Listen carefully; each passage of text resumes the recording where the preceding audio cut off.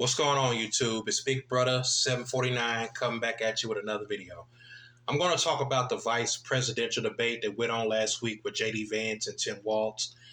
And I thought it was a good debate. It got everybody asking who won the debate. And there's some who believe that JD Vance won the debate because of his assertiveness. Then there's some who believe that Tim Walz won the debate because of his honesty. And that's how I felt about Tim Walz. I thought that Tim Walz won the debate. I felt that he did a good job, and he proved to us that night that he's definitely the champion of the people.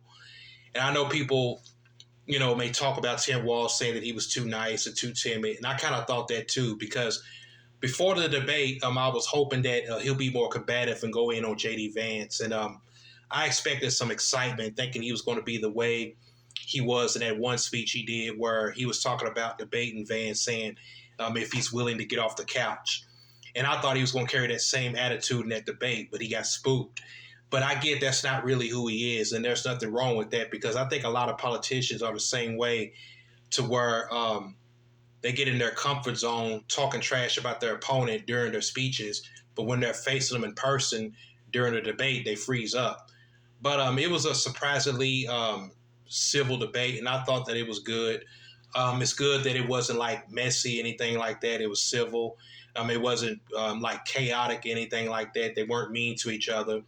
They debated like two grown men who presented themselves well, and it was certainly more civil, and there was definitely some substance in that debate.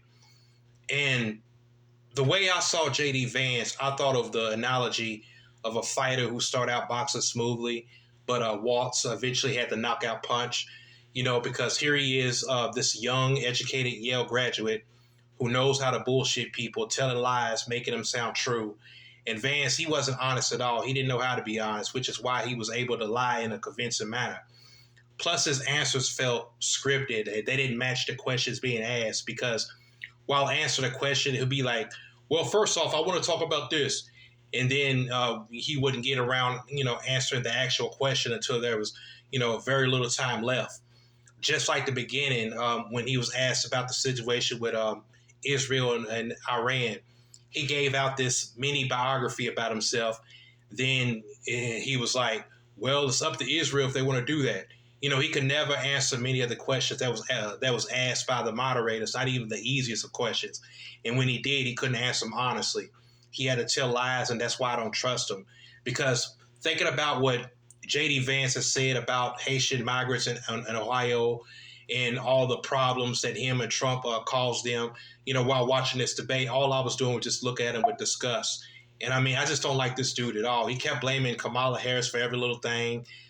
That whole entire debate, everything from immigration, inflation, housing, and he kept saying her name over and over and over.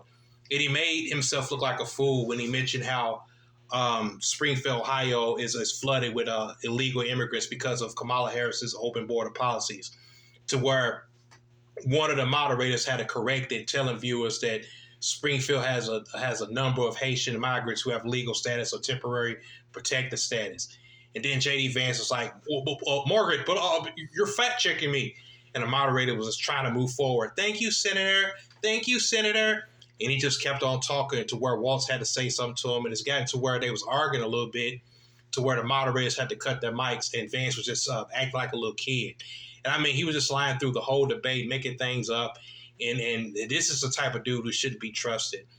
And he basically lost the debate when he ran from the question about January 6th, just like when Walz asked Vance, did Trump lose the election? Vance didn't want to answer, but he wanted to run away from it and talk about Kamala Harris. And I truly feel that Vance don't believe that the 2020 election was stolen. I just feel that, that's something that he says because he feels like he has to say that. Plus, JD Vance is two-faced. He praised Trump 1 minute and then talking shit about him the next, because what can JD Vance say in favor of Donald Trump? He's never done anything good for America. He's only spreading hatred and lies. And with Tim Walz, he did good because, like I said, he started out kind of timid at first. He came off as nervous, and I read somewhere that even before the debate, he warned Kamala Harris that he's not a good debater. But to me, he did just fine. I was hoping he'd have that same attitude he did in that speech a couple of months ago. But I understand that he's not a polished debater, He's new at this type of field to where your debate skills are being put to the test, in front of millions of people. But as time went on, he began to loosen up and started to get more comfortable, and he dealt with it professionally to where he came off as knowledgeable and trustworthy. And I like the stuff he was saying, what he was saying about the bipartisan immigration bill, how Trump didn't want Republicans to sign it, trying to make a campaign issue for Democrats. And he was addressing the real issue on that, calling out the Republicans' wrongdoings. And I can remember during that argument on immigration, Vance was like, well, we don't want to blame immigrants for the cost of housing, but we do want to blame Kamala Harris for letting in, what he calls illegal aliens in this country, which is driving up the cost. And Tim Walz looked at him and said, well, pass the bill, which is something Trump didn't want to do since he created the border problem by blocking the border bill. Now he wants to deport illegal immigrants to fix a problem that he created, because Kamala's not letting illegals in, and Vance knows that. And then I liked how Walz mentioned Trump's billionaire tax cuts to the wealthy, the issue on that, his stance on Roe v. Wade, abortion, and how he wants to protect unions that Trump's trying to bust. And the stuff Walz was saying was pretty much relatable, resonated with me, as well as, other middle class citizens of America, I'm sure.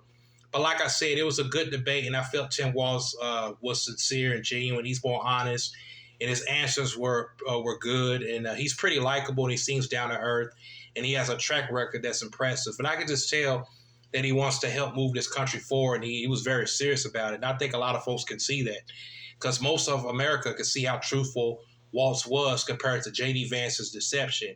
Never mind the fact that he's younger, because I know they all will prefer a younger guy over an older guy.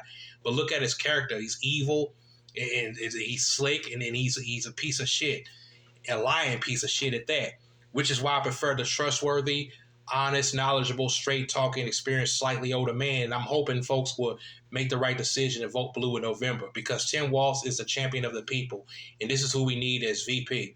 So vote blue in November. But that's all I want to say, folks. This is Big Brother 749 signing out. I'm out. Peace.